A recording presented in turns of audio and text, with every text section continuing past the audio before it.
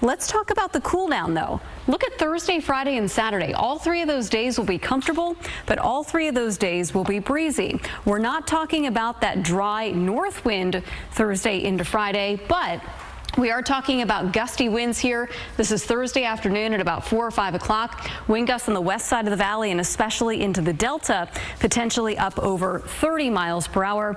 Also gusty winds up over the Sierra.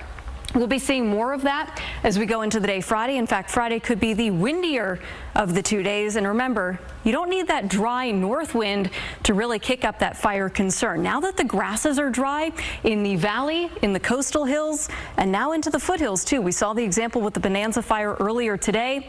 Those fuels are dry, they are ready to burn. And even in the Sierra, yeah, the larger fuels still have a good amount of moisture, but the grasses and the underbrush, that is drying out as well. So we are not talking about red flag conditions Thursday and Friday. Remember, it's the onshore breeze. Red flag conditions, you need the winds, the dry air, and the dry fuels. But now that the fuels are dry, any kind of gusty wind has the potential to create a large grass fire, especially into the valley. So these are days to be careful. You want to avoid doing yard work, and of course, don't drive or park on any dry grasses if you can help it. High pressure moves away. That takes the heat away Thursday into Friday. This is where the wind is coming from, this area of low pressure passing by to the north. It's kind of strong for this time of the year, but it's not bringing much in the way of moisture. Again, it's just that wind coming through onshore. That's going to stick around into this weekend. Saturday into Sunday, we may get a little bit more into that dry north breeze, keeping that fire potential elevated through this weekend. So again, it is going to be comfortable, but these are not the days to be doing yard work.